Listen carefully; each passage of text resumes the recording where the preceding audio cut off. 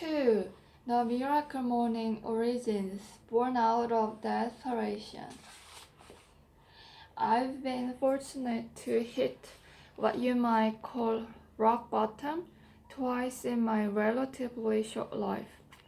I say fortunate because it was the growth I experienced and the lessons I learned during the most challenging times in my life that have enabled me to become the person I've needed to be to create the life that I've always wanted.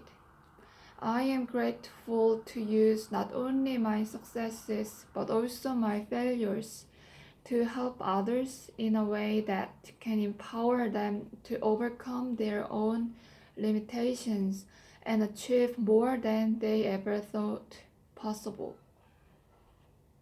My first rock bottom, dead at the scene. As you know, my first rock bottom was almost my last when, at age 20, I was hit head on by a truck driver and died at the scene of the accident.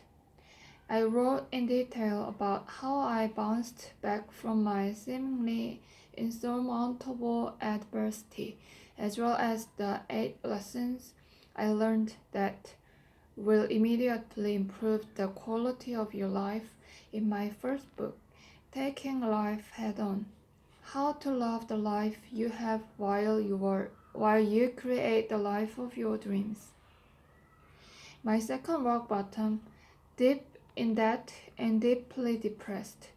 My second plunge into the depth of despair was more difficult than dying in a car accident was.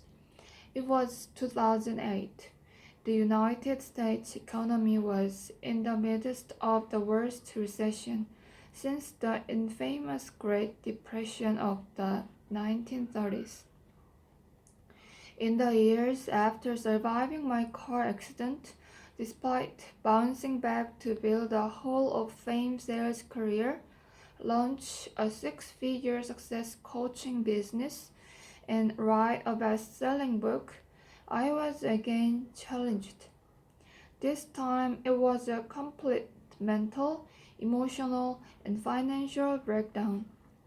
Seemingly overnight, the successful enterprises I had built were no longer profitable. Over half of my monthly income disappeared. I was suddenly unable to pay my bills. I had just bought my first home. I was engaged to be married, and we were planning our first child. Buried in debt, behind on my mortgage, for the first time in my life, I became severely depressed. I was at the lowest point in my life. Could things have been worse? Probably. But was this the worst they had ever been for me? Absolutely. I had hit my rock bottom. Why that was worse than death? If you were to ask me which was more difficult, my car accident or my financial struggles, I wouldn't hesitate to tell you it was the latter, by far. Most people would assume that being hit head on by a drunk driver, breaking 11 bones, suffering permanent brain damage, dying for 6 minutes, and waking from a coma to face the news that you may never work again would be hard to top. It's fair assumption that the physical, mental, and emotional pain from such a horrific wreck would be the lowest point in any person's life. However, this wasn't the case for me. You see, after my car accident, I had people taking care of me. In the hospital, my family never left my side. I was constantly surrounded by visitors. friends and family coming by daily to check on me and shower me with love and support. I had an incredible staff of doctors and nurses overseeing every step of my care and recovery. My food was prepared and delivered to me. I didn't even have the everyday stresses of having to work and pay the bills. Life in the hospital was easy. That wasn't the case the second time around. Nobody felt sorry for me. I didn't have any visitors. There was no one there to oversee my care and recovery. Nobody brought me any food. I was on my own this time. People had their own problems to deal with. A domino effect led to struggles in every area of my life. Physically, mentally, emotionally, and financially, you name it. It was a mess. I had so much fear and uncertainty that the only comfort I found each day was my own bed. As pathetic as it may sound, what got me through each day was the peace of mind from knowing I could eventually crawl into bed and temporarily escape my problems. Thoughts of suicide circled my mind daily, although I don't know that I would have ever followed through with it. Just knowing how much taking my own life would have devastated my mom and dad was enough for me to suck it up and move forward. Deep down, I knew that no matter how bad life gets, there is always a way to turn it around. But the thoughts were still there. I just didn't see a solution to my financial crisis. I couldn't think of anything else that would put an end to my emotional pain. The morning that turned my life around. Then, in a single morning, everything changed. I woke up feeling depressed, as I had been for weeks, but this morning I did something different. I took a friend's advice and went on a run to clear my head. Now, make no mistake, I was not a runner. In fact, running for the sake of running was one of the only things I can honestly say that I despised.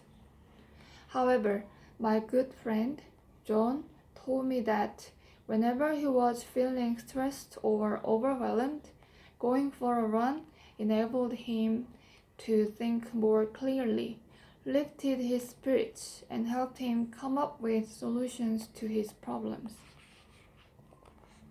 I told John I hate running without hesitation. He responded, "What do you hate worse, running or your current life situation?" I was desperate. I had nothing to lose. I decided to go for a run. That morning, I laced up my Nike Air Jordan basketball shoes,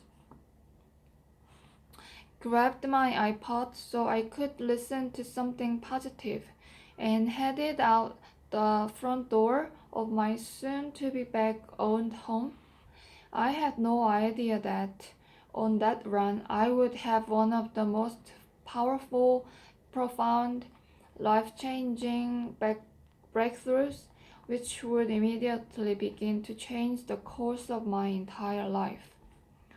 Listening to a personal development audio from Jim Rohn, he said something that, although I had heard before, I never really got it. You know how sometimes you hear something over and over again without actually implementing it, but then one day it finally clicks for you?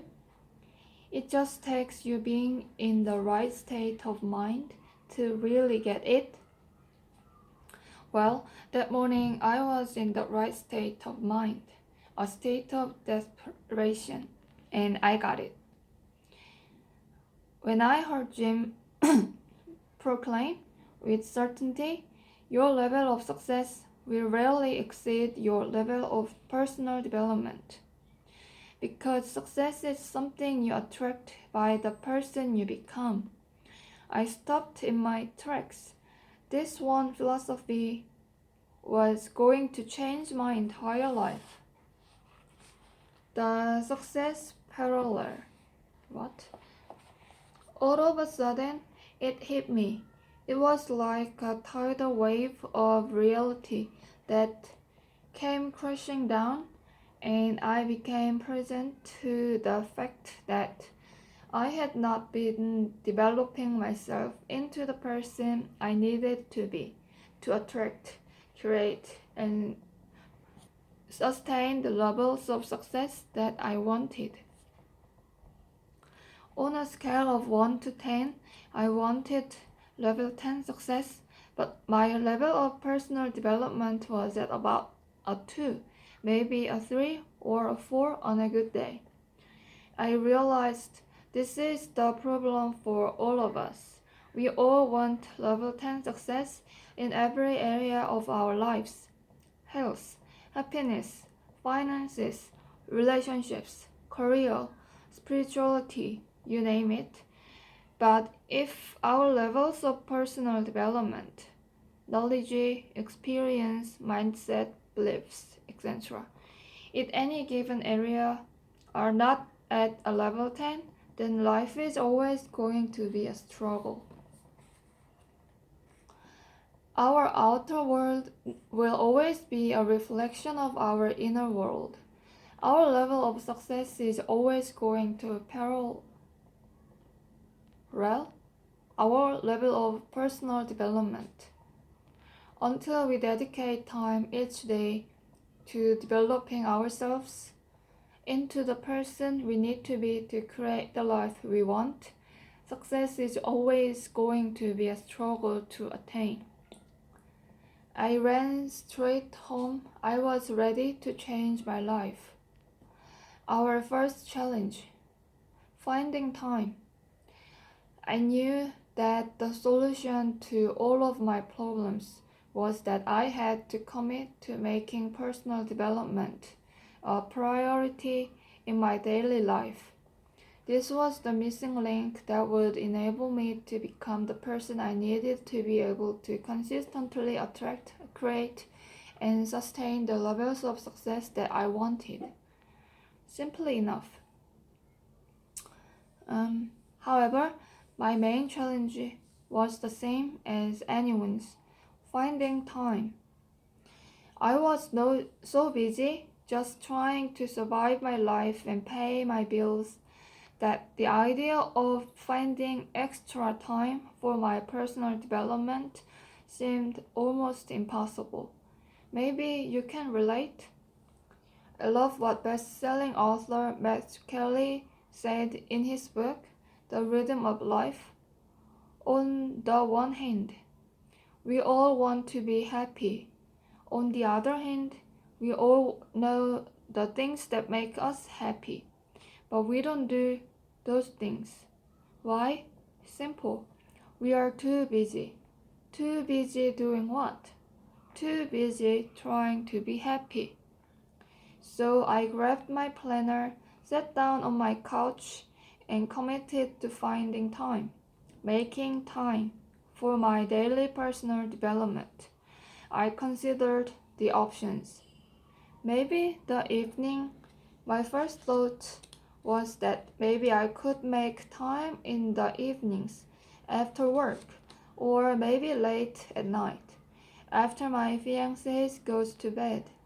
But then I realized that the evening was really the only time I had to spend with her during the day. Not to mention that late at night is rarely I am really at my best. I'm usually so tired that Focusing is even more of a challenge than it usually is. In fact, I'm hardly coherent, let alone in an optimum state of mind for personal development. Evening was not going to be the optimum time.